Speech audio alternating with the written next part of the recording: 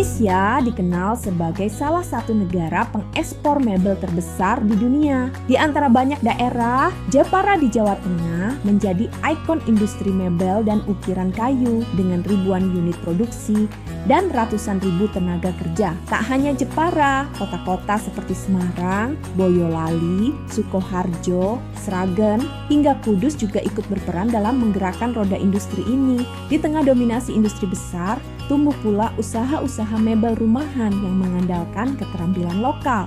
Salah satunya berada di Desa Taji, Kecamatan Juwiring, Kabupaten Klaten. Di desa ini, sejumlah pengrajin aktif memproduksi mebel dari bahan baku lokal, memasarkan lewat media sosial, pameran, hingga menjalin kerja sama dengan eksportir. Salah satu yang menonjol adalah Mitra Areta Furniture, sebuah usaha rumahan yang fokus pada desain fungsional, kualitas, dan inovasi. Mereka tak hanya menciptakan produk, tapi juga memberdayakan warga sekitar dan membuka lapangan kerja.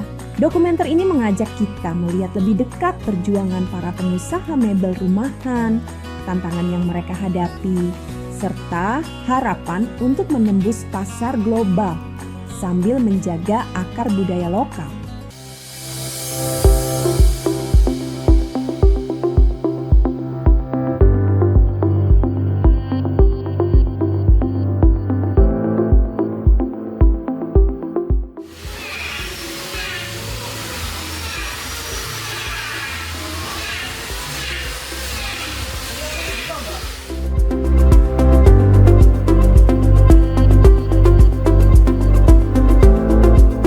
Perkenalkan, nama saya Herman Mahmudi. Saya di sini sebagai pengusaha mebel kayu yang bernama Areta Furniture yang bertepatan di Desa Taji, Kecamatan Juwiring, Kabupaten Klaten.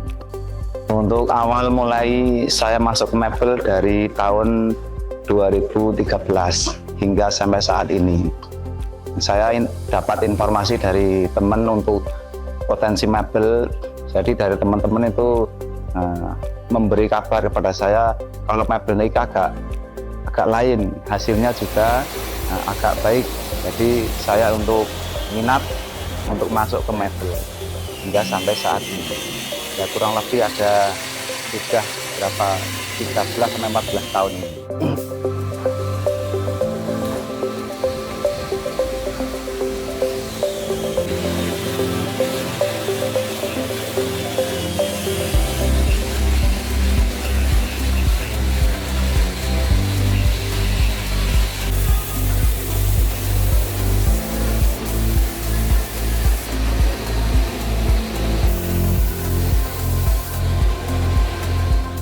Untuk pertama saya masuk ke mebel karena untuk mebel zaman dulu pertama saya masuk ke mebel itu perkembangan mebel sangat pesat.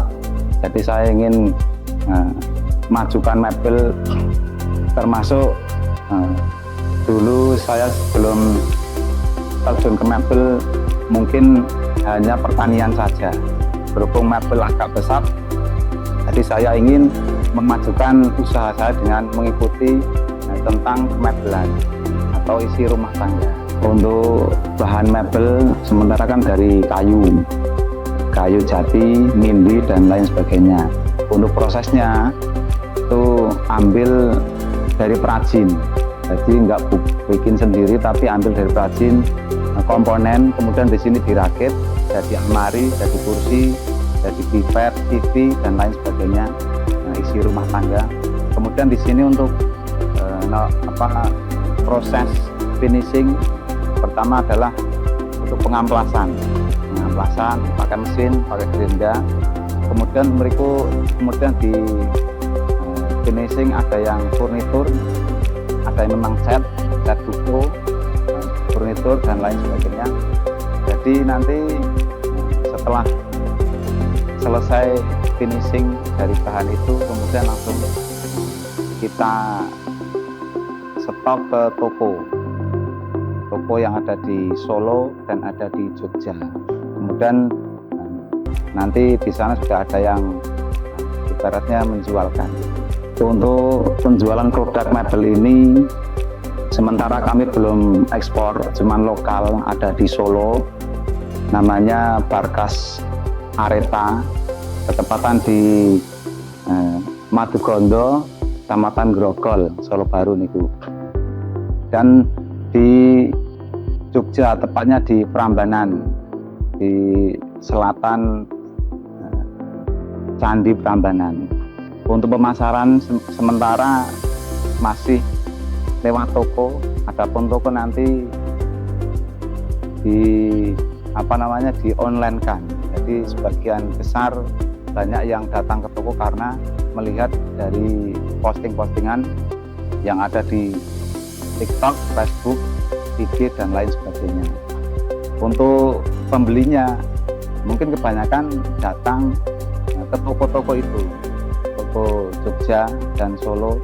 Untuk Jogja namanya Barkas Artomoro, tapi ada juga yang mau lihat-lihat ke gudangnya sini.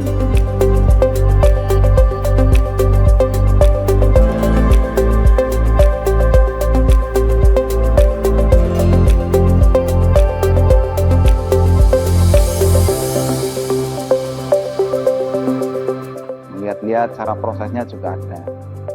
Juga ada yang mau pesan custom gitu, mungkin dari bahan rumah tangga yang untuk kitchen set dan lain sebagainya, tempat tidur, itu nanti datangnya langsung ke gudang sini.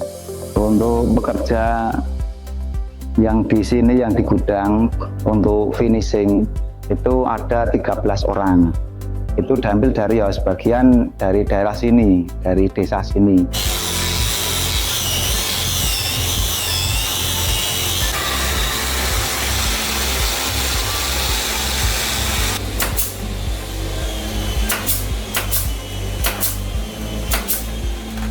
Tapi ada yang dari Solo juga ada yang dari Sukoharjo juga ada. Karena kita mencari juga yang ibaratnya finishingannya bagus, pekerjaannya juga bagus, jadi kita sebagian kecil mencari yang dari jauh.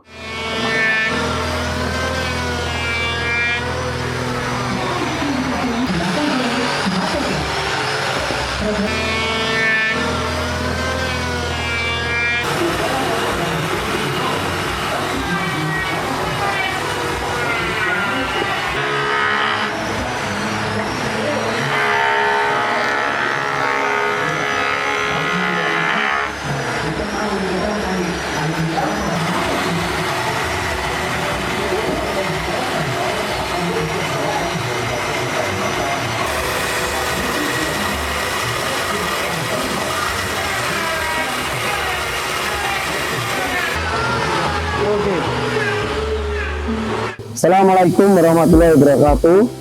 Perkenalkan, nama saya Sardono, biasa dipanggil Dono lah. Domisili saya ini di Kampung Mutihan, RT 12 RW 5, Serengan, Juring Klaten. Ini termasuk desa atau kampung sentra industri mebel, basicnya ekspor. Saya berkecimpung mebel sejak tahun 2000.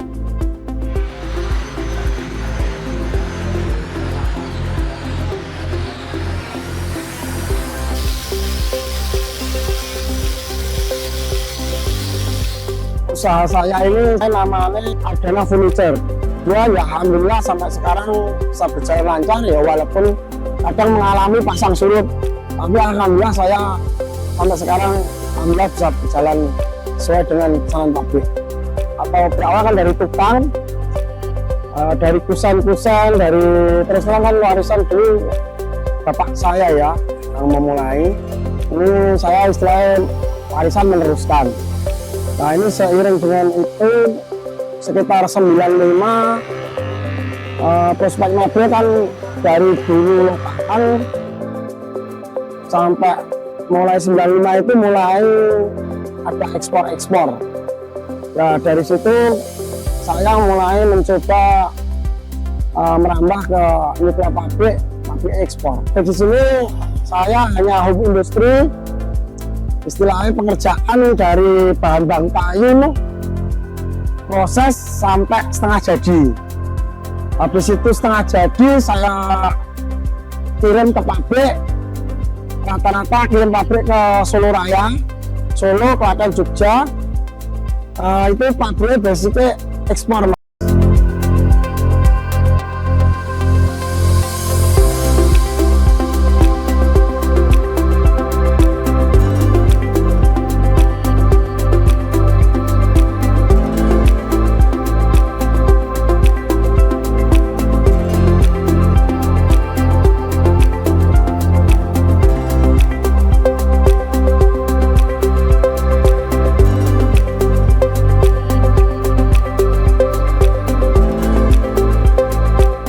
Saya bikin rangka terus kalau setengah jadi kayak gini nanti saya kirim ke pabrik, suplai ke pabrik.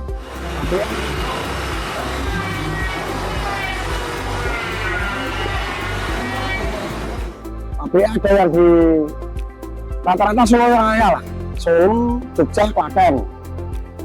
Nah itu masalah produksi, alhamdulillah saya cuma kecil-kecilan, paling sekitar 10 karyawan. Karyawan saya rata-rata ya dari kampung sekitar sini. Ada yang saudara, ada yang tetangga kampung itu. Itu prosesnya ya itu. Setiap misalnya kayu, saya beli kayu nih. Kayu saya gergaji di penggergajian umum, terus saya bawa pulang. Nanti prosesnya masuk oven. Masuk oven sekitar 2 minggu. Habis itu khusus ngoven karyawannya sendiri, paling sekitar 2 bang, yang nata 2 sampai 3 bang. Terus habis oven sekitar 2 minggu, kayu dikeluarkan, kemudian dibahani. Dibahani itu dipotong-potong, dimas sesuai dengan pesanan pabrik. Habis dibahani itu langsung dikerjakan. Bagian yang ngerjakan tentunya kan sendiri-sendiri. Bagian misalnya 2 orang khusus yang motong, 2 orang lagi ada istilahnya apa ya, dipasang, diserut itu loh, dihaluskan. Mungkin dibagi 2 sampai 3 orang lagi assembling, perakitan. Habis perakitan nanti sekitar 2 mungkin dibantu yang lain itu apa ya, handslab, pasang terus ke amplas halus. Prosesnya lebih kayak gitu. Jadi sesudah amplas halus nanti saya langsung kirim ke pabrik atau diambil pabrik.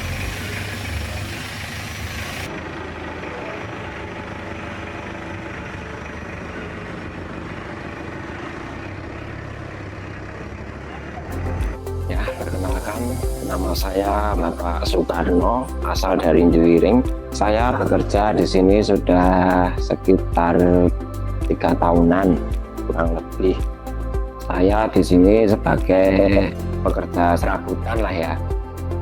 Ya kira-kira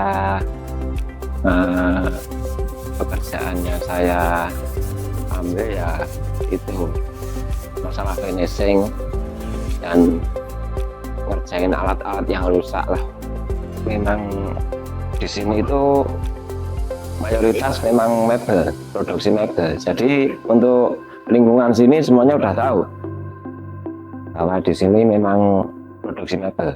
Perkembangan mebel rumahan di Desa Taji, Kecamatan Juwiring, menunjukkan pertumbuhan signifikan dengan adanya beberapa pengrajin yang mengandalkan keterampilan lokal. Saat ini terdapat sekitar 10-15 pengrajin yang aktif di desa tersebut. Pemasaran produk mereka dilakukan melalui pameran lokal, media sosial, dan kerjasama dengan pengecer di kota-kota besar. Beberapa pengrajin juga menjalin hubungan dengan eksportir untuk menjangkau pasar internasional, meskipun tantangan seperti harga dan kualitas produk masih perlu diperbaiki untuk meningkatkan daya saing. Untuk perbedaan mebel rumahan dan mebel yang ada di pabrik itu sangat beda, karena kalau dari pabrik itu kan kebanyakan ekspor, itu pun nominalnya banyak, mungkin 1 kontainer barangnya sama, lemari-almari semua, nakas-nakas semua. Tapi kalau rumahan sini bisa custom, kalau satu rumah mau custom kitchen set, tempat tidur juga bisa. mau bawa ukuran ke sini juga bisa, itu bedanya itu. Nah, kemudian kalau kayu hampir sama, kalau mebel kan sama, cuman bedanya di situ. Kalau perumahan, kalau mebel rumahan sini bisa custom, bisa minta ukuran sendiri sesuai ruangan rumah yang mau dikasih mebel itu bisa. Tapi kalau pabrik nggak bisa, karena kalau pabrik itu satu macam tapi banyak ordernya gitu. Itu perbedaan antara mebel rumahan sama mebel pabrik.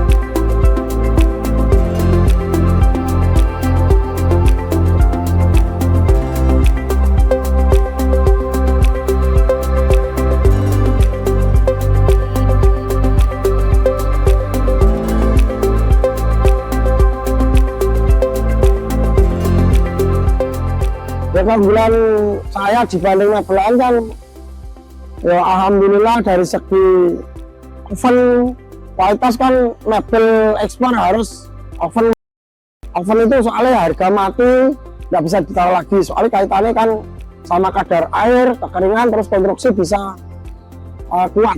Tapi kalau nggak oven itu nanti berapa bulan, 4 tahun bisa bisa konstruksi bisa goyah. Terus akhirnya kan jadi masalah, dari problem pabrik ada masalah, terakhir imbasnya ke supplier saya. Jadi alhamdulillah masalah kualitas saya pertahankan betul.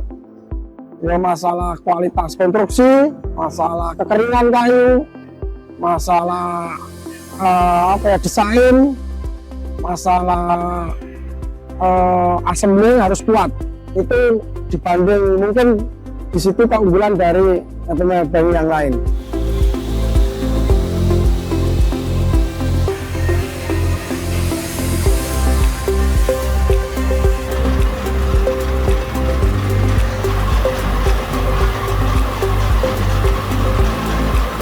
Ya alhamdulillah, basicnya kan kirim ke pabrik ekspor. Ya alhamdulillah diminati negara-negara ekspor rata-rata ke semua negara Asia, Eropa, Amerika. Tapi saya hanya nyuplai sampai ke pabrik gelang terus ekspor.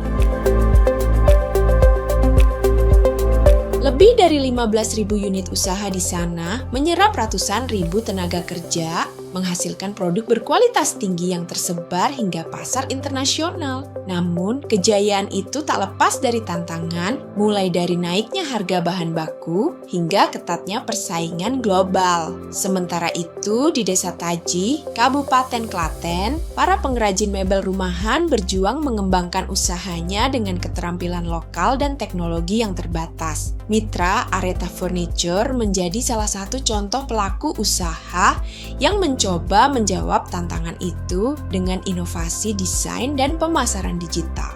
Meski begitu, masalah kualitas, pemasaran, hingga keberlanjutan produksi masih menjadi pekerjaan rumah yang harus diselesaikan.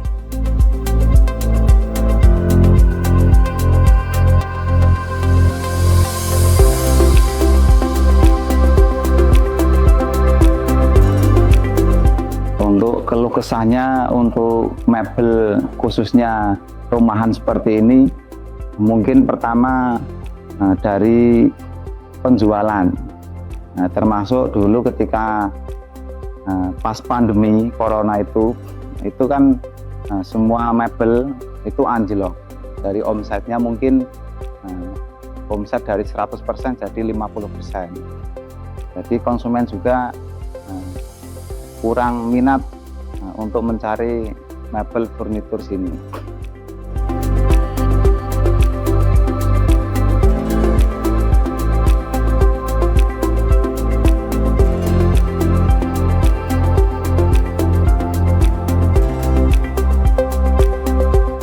Masalah produksi mebel saya ini, kita kan perlu permodalan. Satu, Terus yo kalau pameran kan mungkin harus ada fasilitas daerah, mungkin Pemda. Tapi kalau dia sendiri kan yo mahal.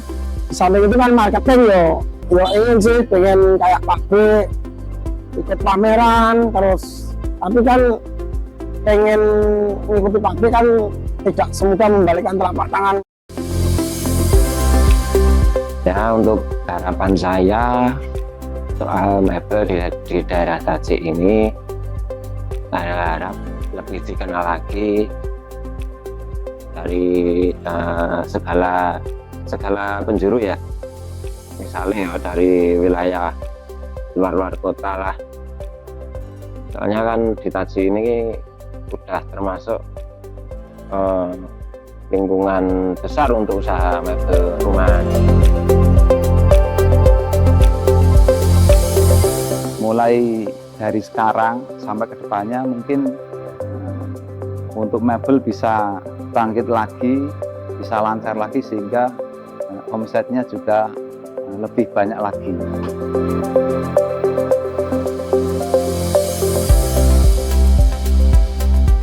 Kedepannya bisa teruskan anak-anak saya, mungkin bisa kedepannya bisa belajar lebih baik mengenal apa ya istilah industri modern dari segi perakitan, pabrik-pabrik besar, bisa ikut pameran ke depan dan harapan saya bisa langsung ekspor langsung kayak pabrik yang saya kirimi, Mas.